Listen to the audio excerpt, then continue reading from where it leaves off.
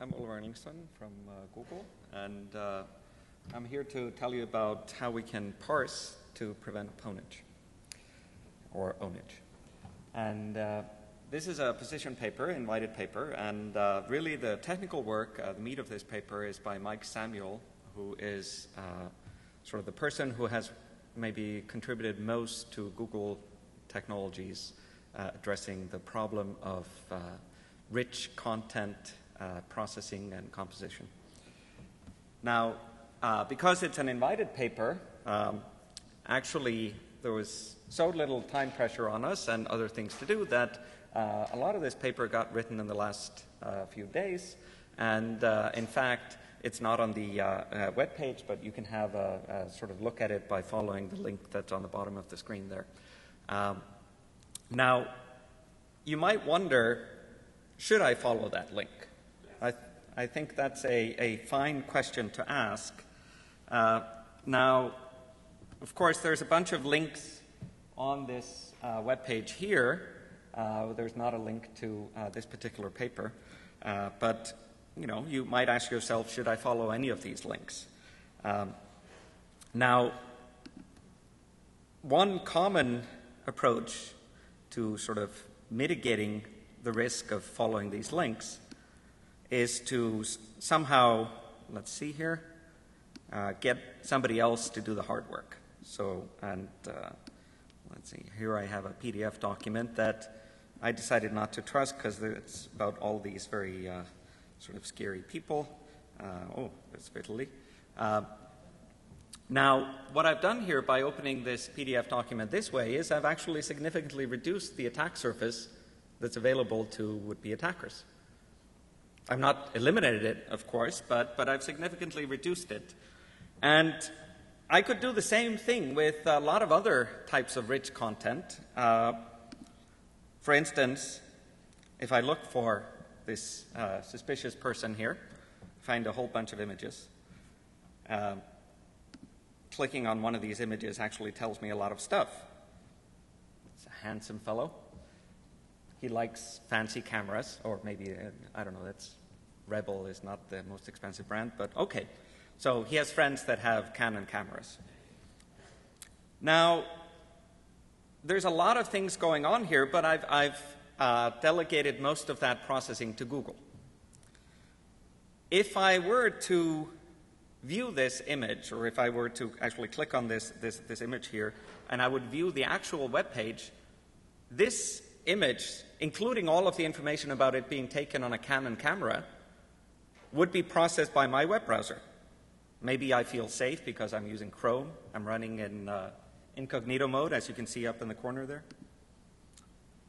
But I'd rather not do that. In fact, I don't see any particular reason why all of that complicated processing should happen just to show that image. I would like to just get a bitmap. I do not care when showing that bitmap whether it's taken on a Canon camera. In fact, that's just risk that I would rather not assume. And it turns out that that risk is due to something that we describe in this paper called data confusion. And data confusion happens in lots of rich content formats. And just so that you don't think it's related to buffer overflows and to image formats or some binary formats like that, data confusion actually is quite well known in XML, which clearly is well defined. And there have been signature wrapping attacks on XML for at least the last 7 years that directly are caused by data confusion. So what do we actually mean by data confusion? Let's go back to the presentation here. And what do you mean by signature wrapping? You can read that. I'm not going to go into that. So basically, XML is very fungible. You can actually modify it in lots of ways. And you have these XPath statements that say, ooh, I signed this. So what is this referring to? Is it the first thing of that type in the XML structure? The last thing? Who knows? In fact, two different parties might make different decisions on that. So what is data confusion? That's exactly the point. Data confusion is when two different parties make different assumptions when they do processing in different ways. So it's vulnerabilities caused by inconsistencies between software in the parsing, composition, and processing of rich content. Motivation? Well, let's look at that Canon XT, Rebel XT comment. Boy, oh boy, we've seen that comment field in JPEG images come up again and again. Since '98, it's actually caused exploits in basically every software product that uses JPEG, which is basically everything. And we keep seeing the same thing. So one would think that having comments in image formats would be a simple thing, but no. Just recently, there was a problem with libpng. Just this year, there's a very serious problem with integer overflows, also caused by data confusion. And it seems that, well, if we assume that for display purposes on a screen in a web browser, you just need one color space. You just need the width and the height, and then some encoding of the actual bitmap contents. Maybe you don't encode it at all if you just believe that compression on the wire would help. Why can't we lower it to a normalized, easy-to-resolve format like this protocol buffer definition? So here we would actually put all of the cost of developing correct deserialization, unmarshalling of this format into the protocol buffer handlers, which we can assume are pretty okay. Now, another motivation, upcoming paper by Vitaly's student, since I'm talking about him so much, Sumanyana, great guy, at Oakland. Antivirus scanning doesn't work. If you limit the inputs to antivirus scanners to only those files that are developed explicitly for the purpose of testing antivirus scanners, this is developed by the antivirus industry itself, they can't find them because of this problem. So you can actually have those files slightly tweaked, pass undetected through the antivirus engine, show up and do all of the work they were intended to do because of data confusion. And of course, it makes sense. The guys at the antivirus companies can't possibly write correct parsers for all of the world's formats and do it in a way that completely matches all of the different software that might open those files. Open Office is different from MS Office, etc. So the position in this paper is basically that we can, in fact, prevent data confusion. There's technical work in the paper that I encourage you to actually take a look at. Again, there's the tiny URL at the bottom. And the insight that Mike Samuel, who has been working on these data confusion issues in the context of the web, really made is that we only need to define annotated grammars for parsing. And then those annotated grammars can be developed independently for each rich format. So we only have to have as many of those as there are rich formats, and we can study them and try to work on them as hard as we can. We can even derive simple scanners for antivirus out of those that are faster, don't do full parsing and so on. But we have to have those annotated grammars, and annotations include things like those resolutions in XML. What do you exactly mean when you say that something was signed elsewhere in the XML document? Which one? And then we can actually have primitives that those annotated scanners tie in with in languages and platforms. And we only need to develop those primitives once for each language and each platform or each web framework. And all of this works really by resolving ambiguities to fully resolved, normalized, clearly understood forms. So data confusion on the web. So this is basically, 4 minutes in. These are the high-level ideas, and now there's like technical content. And so we have this web application shipping some content around, and we know that if they make mistakes, those web applications can have cross-site scripting, SQL injection, all kinds of things. Now, there is this contract that's assumed by developers, but of course does not hold true. And this is sort of somewhat fundamental to data confusion, although this is not the only cause of data confusion. But you can sort of think that these equalities kind of should hold, but we know that they don't. And this is where the problem arises. How would we actually fix this with grammars? Well, we can have grammars that define what is an HTML document or rich content. There are some tags there, there are some attributes, and this is a regular grammar. We have an example of that in the paper, but it doesn't define what is, yes? So for the first talk, told us that there are hundreds and thousands of protocols, and building handlers from them is really going to be unscalable and infeasible. So how many grammars do we have to write in your approach? Is there sort of... Linear. So if there are hundreds of thousands of protocols, pick the ones you think are important and develop it once for each. So how many rich formats do you think are of interest right now? Well, how many rich formats are actually usable in a web browser? Let's start there, because lots. But it's, it's actually doable. How would you actually, how did we actually do all of that demo stuff in the web browser earlier? Well, we simply used an entire web browser, right? We actually didn't even try to enumerate what these were. We just did basically screen captures out of, stuff that's run inside a sandbox web browser. So this is one way of actually resolving that, and then we don't even have to fully enumerate it. We just have to look at what is the eventual output. Now, so there are shortcuts for developing these grammars, and you can actually, so one of the things that we describe in the paper is basically sandboxing, and then you strip out lowered content out of the sandboxed execution. But the thing to note about grammars is that standard grammars do not define what's safe, how things are resolved, how data is encoded and maybe nested inside other data, how references inside the rich content data may actually refer to elements or units inside the content, etc. So to answer Niels's question with a demo, let's actually look at something really cool that was developed by people at Berkeley and Don Son's group. So let's see here. Okay,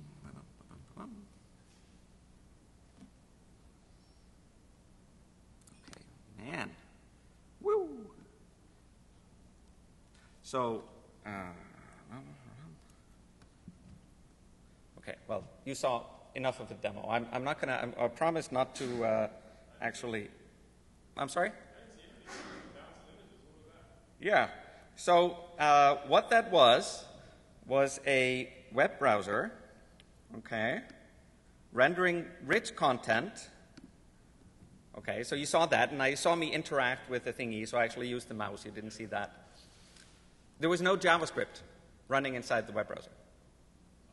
All of the JavaScript is actually run inside a sandboxed browser on the server, and the DOM tree and all of the positions and so on, when I actually did the movements, is actually marshaled out of that sandbox execution and sent over to the client. So basically, for all web pages in the world, you have only a handful of JavaScript that you would ever run on the client.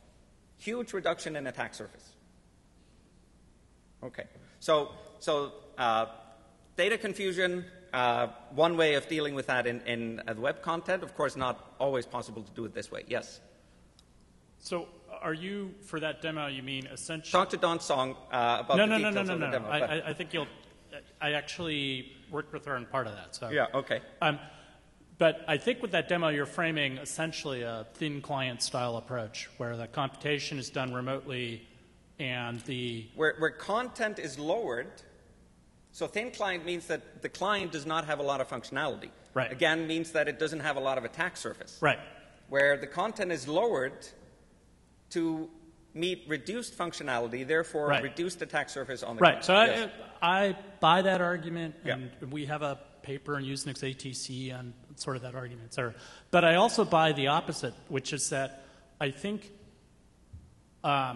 history has shown that our greed for rich interaction is often in tension with how much computation we have and how much communication we have. Which is why this approach is not enough. So we can't just always push the problem onto somebody else. And that's actually where the technical, that's why these grammars make sense. So with these grammars, you can actually allow processing to happen safely on the client, including execution of code, etc. Now, safely means that we've significantly reduced the attack surface without resorting to these tricks of just, delegating the problems to somebody else. So the proposal is really that we use annotated grammars. And these are technologies that Mike Samuel has been developing for a while. And these annotated grammars basically add the information we need to avoid data confusion to the parse trees. And these would be developed by security experts, by pen testers, by people like Mike Samuel and so on, which anyway need to do that for their job. Google needs to understand all of this. It's just that there does not exist a public grammar for how this gets resolved. So the benefits, yes. So when you go down this path, it seems you're going to face this point in the grammar where what the thing is an opaque blob of bytes. And you get in a lot of trouble at that point because now what do you do? In other words, so are you coming from a premise of... So remember that proposed image format here. Yeah. So you have one opaque blob of bytes, okay, in sRGB. So you've removed all the stuff about color spaces and so on. But I haven't specified it. Is this like compressed in JPEG format? Is this PNG or something? But it's clear that there's no metadata here describing what this is. So we have to assume it's like one thing. And since it's just the bitmap, there's no parameters or options. Those parameters or options have basically been hard-coded when this thing is processed. Yeah, okay. So I guess I'm wondering about two things. One is people prefer to ship around programs and not bitmaps because programs are much smaller. Right. And here you don't have that option, right? Right. This is reduced to a form that's not beautifully compressible compared to a program. Yes. The other is I'm not quite sure from the scope of what you're framing whether you're really more or less targeting web interactions and what's visible or a much broader space of file formats and protocols and so forth.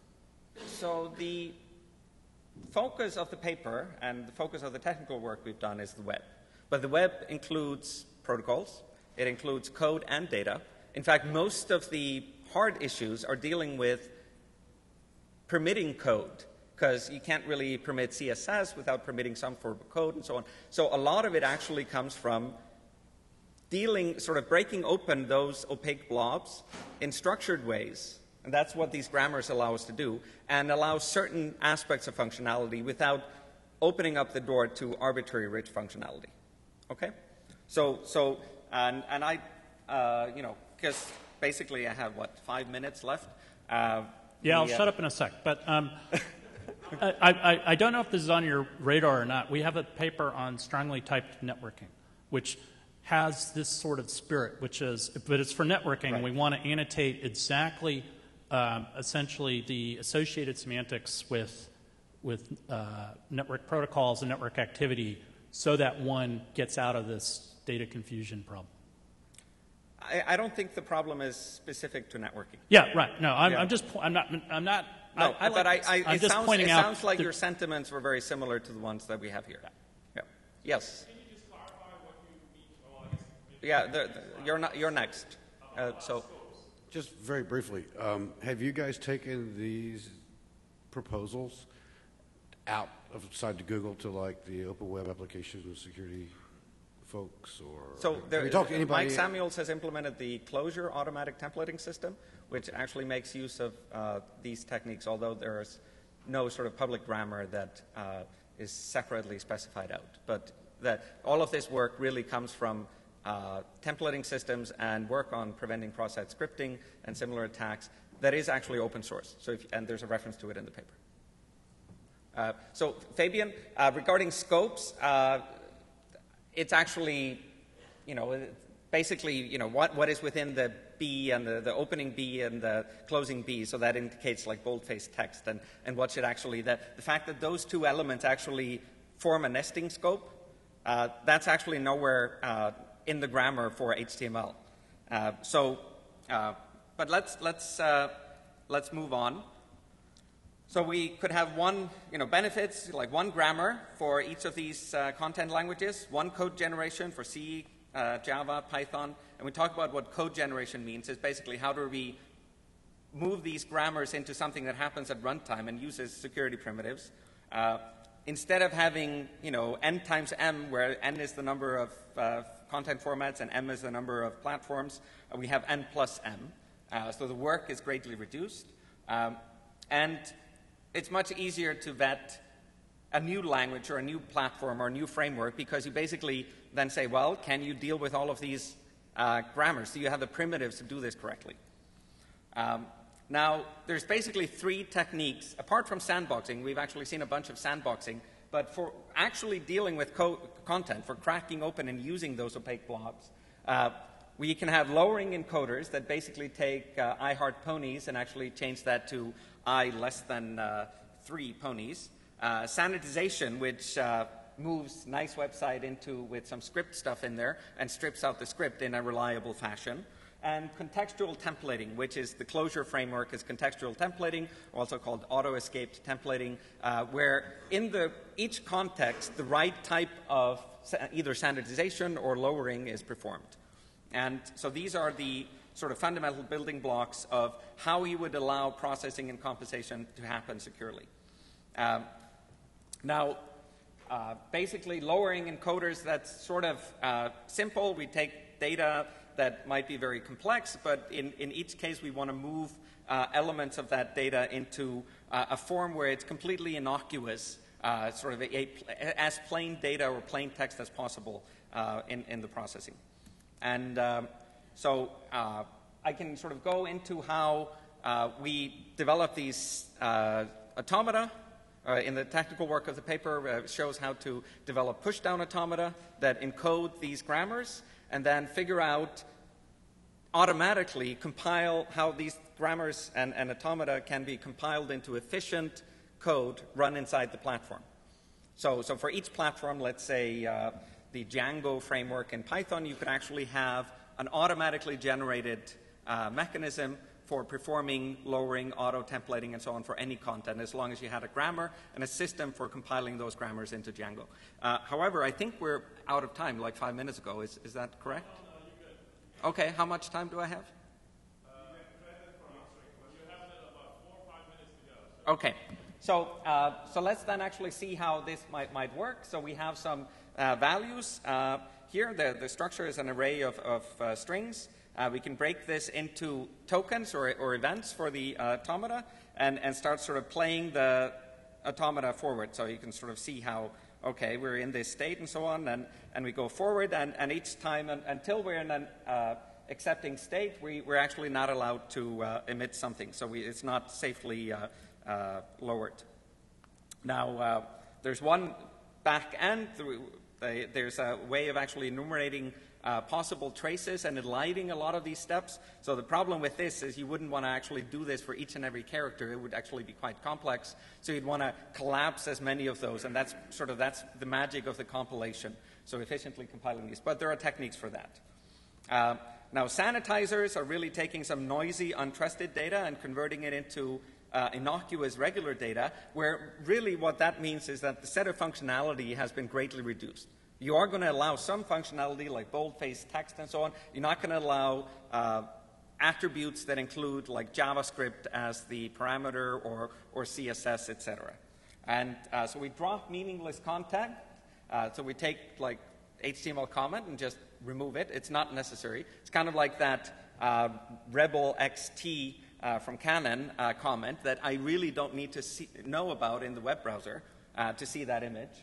So we just remove that. We remove the hello comment here. We convert to standardized forms. So that means that a span class foo would actually get the quotes on the foo. And so now we don't have to even think about the possibility that there might be some unquoted attribute here. And then we replace dangerous content. So if we have JavaScript evil, we actually, or anything that might possibly be JavaScript as an attribute, we convert that to something safe, like the fragment identifier here. Now, contextualized templating uses these lowering encodings and sanitization in the correct way in each and every context, and does so dynamically at runtime. So when you're processing the data, because eventually, and I think probably that is the question that the gentleman was talking about with opaque blobs, eventually we run into the halting problem. You have some stuff that gets used by a program. The big program is really just an interpreter for the stuff. And will the program do foo at runtime? We don't know. That's usually for most rich content formats that include code and all kinds of composing and processing, it's basically the halting problem arises very quickly. But if you actually at runtime ensure that every time you're doing any sort of composing and processing, you're sanitizing and lowering encoding the content in the right way in the context that you find yourself at runtime, you can actually allow content to be safely processed. So it sounds like Fabian is sort of raising his arms. And one more minute, and then I know there are a number of questions to ask. okay. So I'm just going to sort of move forward here. Contextual templating, you can sort of see how in different contexts we need to do different types of encodings. Like URL encoding is not the same as different encodings and so on. And then finally, you would like this to be the case that when you're using this in a language, you can just write this particular PHP or JavaScript. You can just say that, yeah, sure, I want to do hello, and then I want to have like this world data show up there. And then the automatic templating system should figure out what the context is correctly based on the actual program that you're writing. And so we shouldn't require developers to completely change how they do work just to make use of these systems. So, Niels? Sure. So it sounds like these annotations are extremely time-consuming, and you have to get lots of corner cases right. Are there any fundamental guarantees that you'll end up with sound annotations? Nope. But you could take individual implementations and model the annotations that you've given against those implementations, static or dynamic analysis, and actually come up with guarantees. But you're absolutely right. It's incredibly laborious and time-consuming and annoying work, but it's already being done. It's just it's not being utilized as efficiently as possible. Like Mike Samuel has been doing this for years. And then, once you've done this, you have no guarantees. So that's where actually we could develop techniques to take individual implementations and say, yeah, sure, actually all the right things will happen at runtime, and it's correctly modeling. So that's where my confusion comes in, because it seems you said earlier that, with these three facets of annotation, scope, and your interpreter, or whatever it was called, that you were able to get... sorry. Annotation, scopes, and resolution of references. You were able to get programs or something. You were able to assert... You get in a situation where it's easier to assert the soundness of what you're looking at now, right? You say yes. I still don't see why that's the case. Right? Because it's so... You basically resolve ambiguities. There is no bottoming out. You don't get to the place where you basically know everything there is to know in the world, all things are safe, and nothing will ever change. You do not get there. However, you do resolve a whole bunch of ambiguities, and the XML question is, for instance, best. So if instead of having an XPath, that might resolve in different ways depending on how the XML content is reordered and so on, if you simply required that there be a unique ID, there be a unique ID referring to an XML portion of the XML, an attribute or I forget what they're called, but basically a node with this particular type, and it's unique. And the references to that node are unique as well. And there can only be one, so that's actually enforced at runtime. So it doesn't matter where it will be moved around. If one party did some checking and checked the signature, nobody else is going to be confused as to what exactly it checked, because it's unique. Doesn't that also require now that all programmers buy into your view of the world and how? Sure, that's where you would actually like, but you would like them to be able to write things the same way.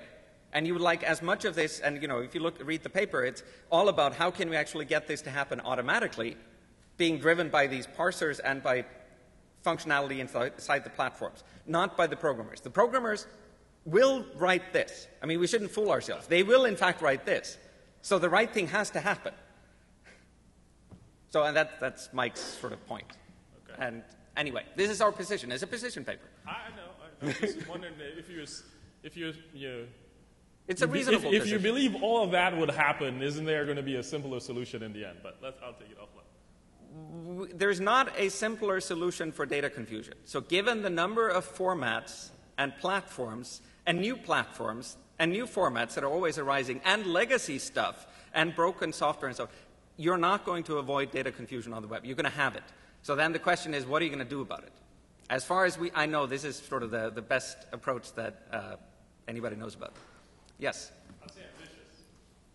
I'm sorry? I'd say ambitious. I don't know if I'd say bad. Oh, sure, it's ambitious, of course. You know, positions should always be ambitious. Hi.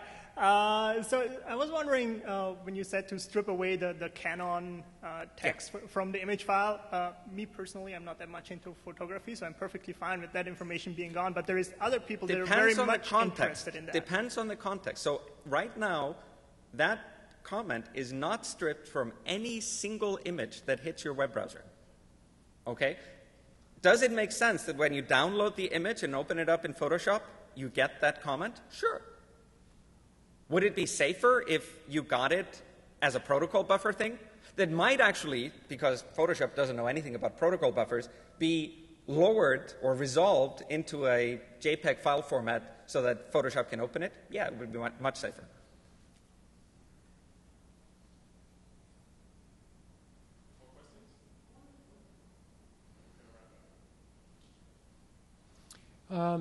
I guess where I have a problem with this is that you're talking about taking complete languages, and you're going to run into the halting problem when you're trying to parse them down to something that you can trust. Yeah, but the halting problem doesn't actually cause any problems at runtime. You know when you halt it. So that's where the automatic templating says. There's nobody here saying you do static analysis. What you do is actually you make sure that at runtime, the right primitives, which is the lowered encoding, the sanitization, and the automatic or, templating, the auto-escape templating. Already you said, I'm going to take this and I'm going to parse something that I know is a complete You can parse language. content. You can You're parse saying content. Parsing content. And that parsing will also happen at runtime. You don't do it once. You would have the halting problem then. Because you don't know how the content will generate new content and so on. Exactly. So eval in JavaScript, et cetera. Yeah. So you push the parsing also happens at runtime. Okay. Yeah. Let's thank Ulfar one more time.